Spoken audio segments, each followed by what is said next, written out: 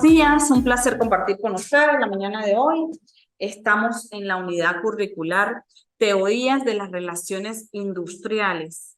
Esta unidad curricular que nos ubica en un contexto en el que es posible observar, ¿sí?, qué sucede entre los componentes estratégicos de una organización. ¿Y por qué digo estratégicos?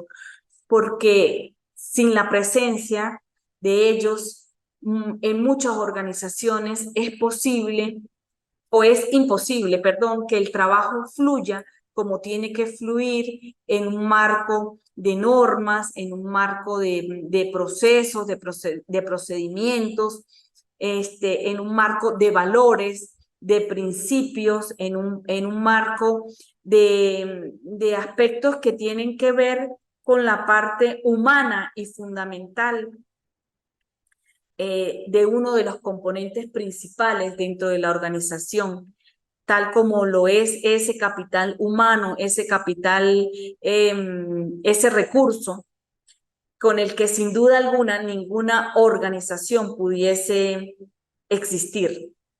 Básicamente, entonces, hablamos de esas relaciones que se generan, de esos fundamentos que tienen que ver con esa palabra clave, las relaciones. ¿Qué sucede con las relaciones?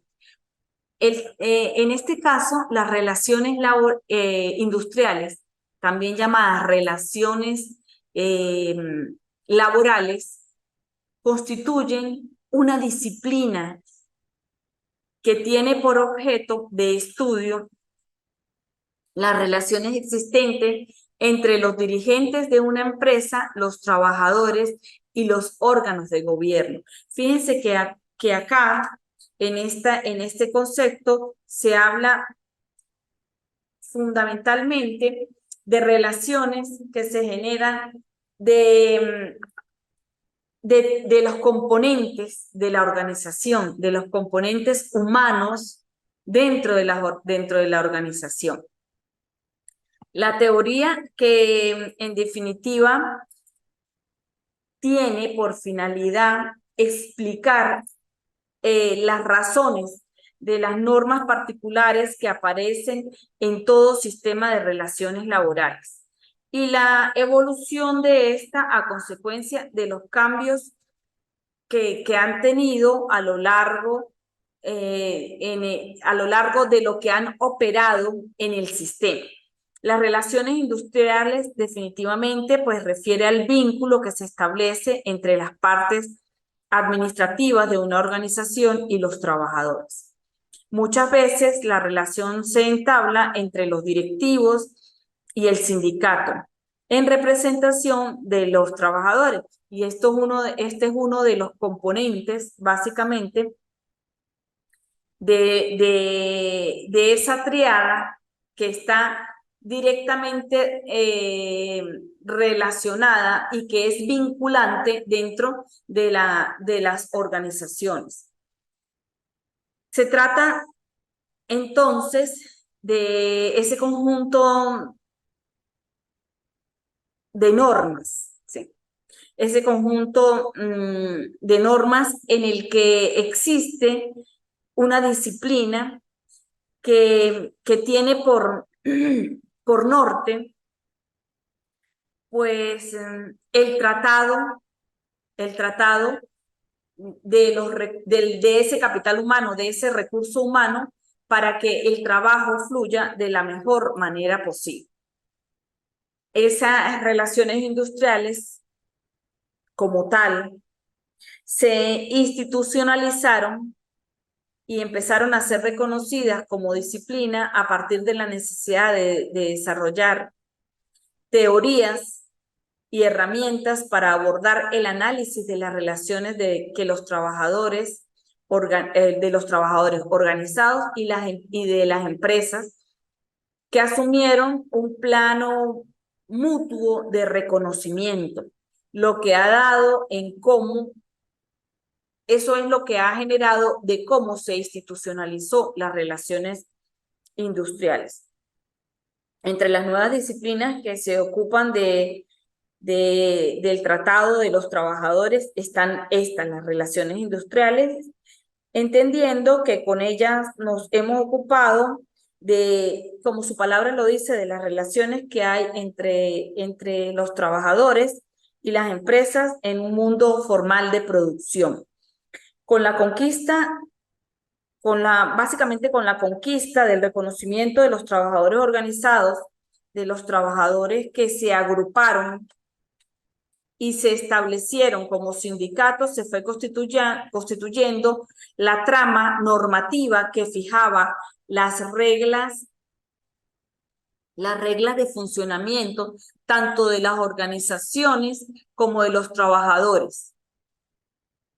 Fíjense que esas relaciones tienen una importancia. Esa importancia que nos ubica en la idea de que se establecen vínculos legales entre los trabajadores y el patrón a fin de proteger los intereses y la integridad de todo, en todo sentido, tanto del trabajador como del patrón. Uno de los aspectos que denota la importancia de lo que son las relaciones industriales es esa convivencia que norma cómo tenemos que funcionar dentro del marco de la legalidad, de lo que estima la ley, y en ese marco en el que es necesario no transgredir ni los derechos ni los deberes que tenemos en las relaciones de trabajo. ¿Son indispensables para que funcione una empresa? Obviamente que sí. En la medida en que normamos, en que establecemos esas condiciones, en el que establecemos el respeto, en el que establecemos el comportamiento que tenemos que tener dentro de un contexto, pues en esa medida ese contexto va a funcionar. No se opone al contrato, ya que éstas pueden nacer del contrato o pueden tener otro origen. Fíjense que en muchas organizaciones, en el contexto mundial, ¿sí? Se han generado contratos que favorecen también la forma en el que actuamos, la forma en el que laboramos muchos trabajadores en diversas áreas. Las relaciones industriales no se opone a los contratos, sino que es un sistema que ayuda o que favorece que existan una cantidad de derechos, una cantidad de deberes que sin duda alguna favorecen la relación de trabajo, las relaciones de trabajo, el comportamiento del trabajo, el comportamiento de las partes y las relaciones que se deben tener para que todo llegue a feliz término. La dirección de relaciones laborales en la actualidad es una función muy relevante. Debido a esto, deberá fijarse un rumbo a través de sus objetivos, formulando normas de acción, es decir, formulando políticas y estructurar un programa que lleve a la empresa a la consecución de los objetivos que se hubiesen fijado. De eso se tratan las relaciones laborales, se tratan las relaciones industriales. Las relaciones industriales o laborales abarcan diversos aspectos, ¿sí? Entre esos aspectos está la negociación colectiva, el contrato de trabajo, las quejas y sugerencias, el reglamento interior de trabajo, los sindicatos, la resolución de conflictos. Fíjense cómo las relaciones industriales abarcan una serie de aspectos, de elementos, de fundamentos que sencillamente tienen que ver cómo se va a efectuar ese trabajo, ¿sí? A qué acuerdos vamos a llegar en ese trabajo. Cuando existen contratos, esos contratos que sin dejar de desproteger las intenciones y el objeto de una organización, pues favorecen también la existencia, la permanencia,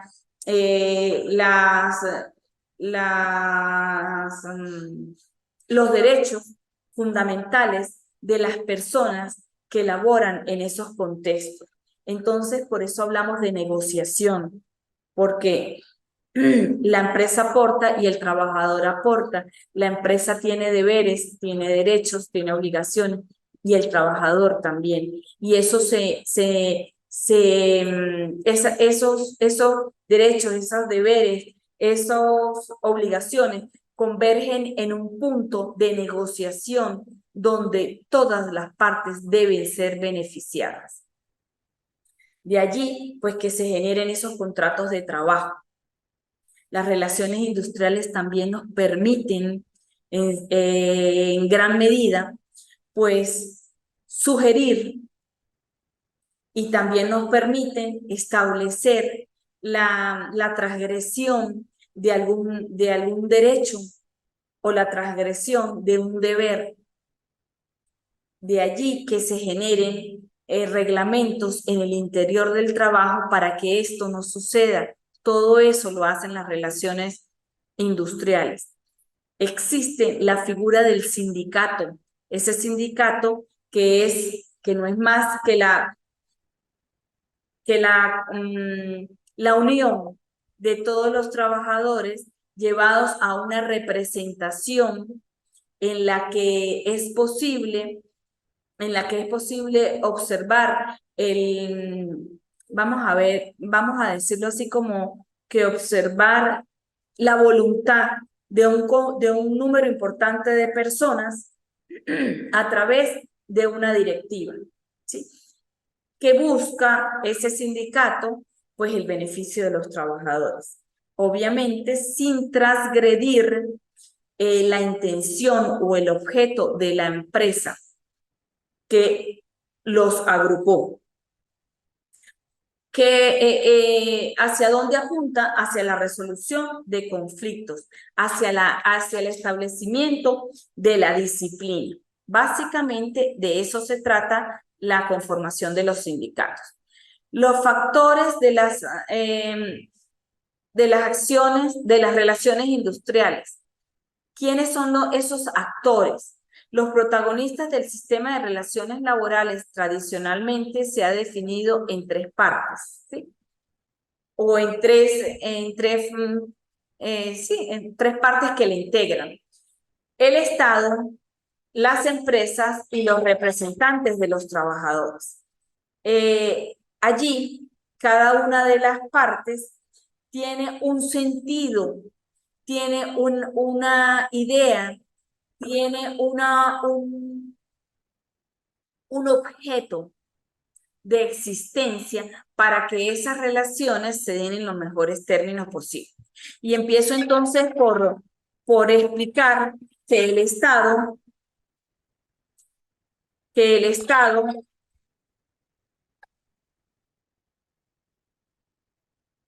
siempre ejerce un efecto muchas veces directo y otras veces indirecto en las relaciones laborales. Por ser fuente de legislación, constituye un factor inevitable en la aparición y el desarrollo de los sistemas que rigen aquello. Fíjense que cuando decimos que tiene un efecto, en algunos directos y en algunos indirectos, es porque las leyes existen y las leyes son de fiel cumplimiento. Las leyes que tiene el Estado en cualquier parte del mundo, en cualquier nación, ocurre en todas partes, ¿sí? Vamos a hablar en este caso del caso venezolano. El Estado venezolano tiene sus leyes que facilitan el fomento directo o indirectamente de las relaciones entre las empresas y dentro de las empresas y organizaciones y los trabajadores. Asimismo, establece un nivel mínimo de protección de los mismos y estipula las reglas del juego. ¿Por qué decimos que directo y por qué decimos que indirecto? Porque muchas empresas establecen relaciones directamente con sus trabajadores a través de los sindicatos. Y en muchos de esas relaciones existen incluso hasta beneficios que superan los beneficios que se encuentran en la ley. Como mínimo, vamos a tener los beneficios que por ley un trabajador debe tener. Y aquí es donde decimos que el Estado ejerce una parte importante. Pero en otras también podemos decir que las relaciones que se han generado de manera particular entre la empresa y los trabajadores, en muchos casos, pues supera los beneficios que establece la ley. No quiere decir con ello que la ley no, que lo que consagran las leyes del Estado, de los estados, pues no sea relevante, sí es fundamental. Y sobre la base de estas es que se generan una serie de condiciones que pueden incluso pues superar los beneficios que aparecen en la ley. A eso se refiere la intervención directa o indirecta. Las leyes pueden entonces en este caso fomentar directa o indirectamente la creación, por ejemplo, de organizaciones representativas de los trabajadores y de las empresas.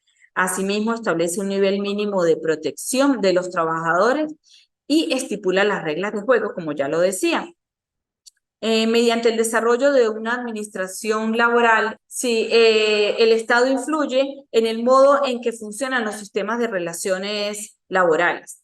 Si se asegura la aplicación efectiva de la legislación mediante la intervención de la Inspección del Trabajo, pues puede recurrirse a la negociación colectiva en los campos en los que la ley no se pronuncia. Si por el contrario, pues la infraestructura del Estado dedicada a la protección de los derechos y la ayuda a la resolución de conflictos entre las empresas y los trabajadores es débil, estos actores tendrán que arreglarse para desarrollar sus propias instituciones y mecanismos alternativos. Fíjense que la intervención entonces del Estado es, o sea, no es obligatoria en algunos casos, sino que simplemente pues es utilizada como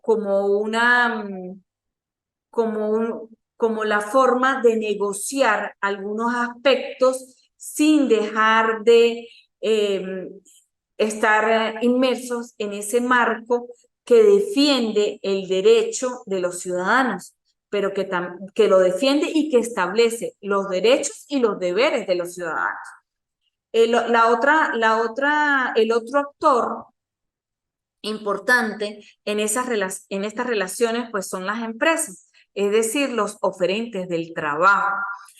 Suelen diferenciarse de los sistemas de relaciones laborales en función de la pertenencia a un sector, bien sea este público o bien sea privado. Históricamente,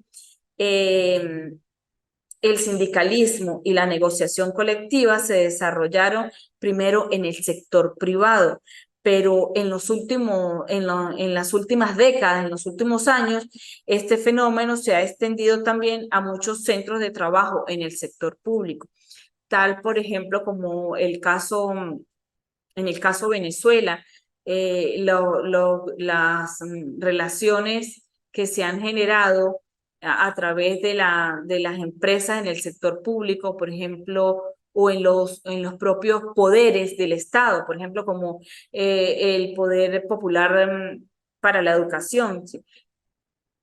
Allí en este sector se han generado una serie de contratos que han superado los beneficios, por ejemplo, que existían en el marco de la legislación con respecto a los derechos de los trabajadores. Los sindicatos han convenido una serie de contratos con el propio Estado que ha mejorado en gran medida, no en cierta, en gran medida, pues todos los derechos que tienen los educadores en esta nación. ¿sí? Y así como así como lo que lo vemos en la parte educativa, lo vemos en otros sectores del Estado, ¿sí?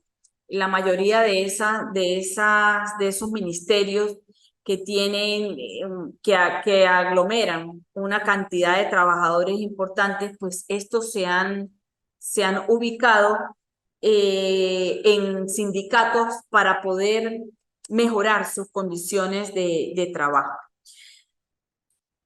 Con respecto a las empresas. Y con respecto al último actor, que son los sindicatos, según la definición clásica, los sindicatos son asociaciones continuas de asalariados cuyo objetivo es mantener y mejorar las condiciones de su empleo. Y eso era lo que veníamos hablando un poco de lo que hacían los sindicatos cuando llegan a convenios con las empresas y con el propio Estado, mejorar las condiciones de sus empleados, ¿sí? Mejorar las condiciones de sus agremiados.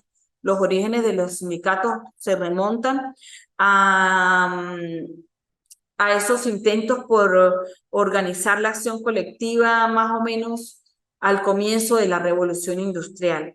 No obstante, en su concepción moderna, los sindicatos surgieron en la última parte del siglo XIX, cuando los gobiernos comenzaron a concederle a los sindicatos un derecho jurídico para constituirse. Esta conformación de los sindicatos anteriormente se hacía de forma ilícita porque no estaba permitido la conformación de estos trabajadores en gremios. Los sindicatos son el resultado definitivamente de la convicción de que solo aunando los esfuerzos de los trabajadores podían mejorarse su situación laboral. Y de allí, pues entonces, a través de constantes luchas, se obtuvieron derechos económicos, políticas basadas en la consideración del sacrificio individual a corto plazo, por causa del beneficio colectivo a largo plazo. Los sindicatos, como hemos visto, pues han desempeñado con frecuencia un papel importante en la política de los países y han influido en la evolución del ámbito laboral en diferentes escalas regionales, nacionales, internacionales. De hecho, existen, por ejemplo, organizaciones como la Organización Internacional del Trabajo, que es básicamente la conformación de todo ese universo de trabajadores de distintas naciones, ¿sí? Representados a través de agrupaciones más importantes a nivel nacional, y esas se agrupan a nivel internacional con el propósito de defender todo lo que se consideran como los beneficios de los agremiados, de diferentes sectores productivos de una sociedad. Bien, interpretado estos aspectos, pues básicamente allí está la información que les va a permitir desarrollar la actividad 3 de esta unidad curricular. Sumado a este encuentro de hoy, corto pero muy significativo con relación a los aspectos o al contenido que se establece para esta unidad y para este módulo en particular, está la información que se anexó como recursos para que complementaran todo estos conocimientos necesarios para avanzar en el desarrollo de esta actividad. Bien, sin más que acotar por la mañana de hoy, les deseo un feliz día para todos. No sin antes recordarle que estamos en la mejor disposición de facilitar toda la información que ustedes requieran para la elaboración de las actividades. Ante las dudas, por favor, comuníquense conmigo a través de la plataforma. Yo con gusto doy respuesta a las inquietudes que ustedes puedan tener para el desarrollo de las actividades.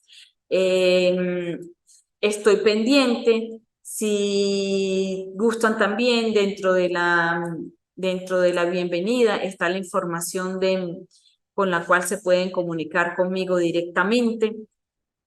Está mi número de contacto y allí pues yo con mucho gusto los puedo atender si presentan alguna duda con respecto a lo que es el desarrollo de esta unidad curricular.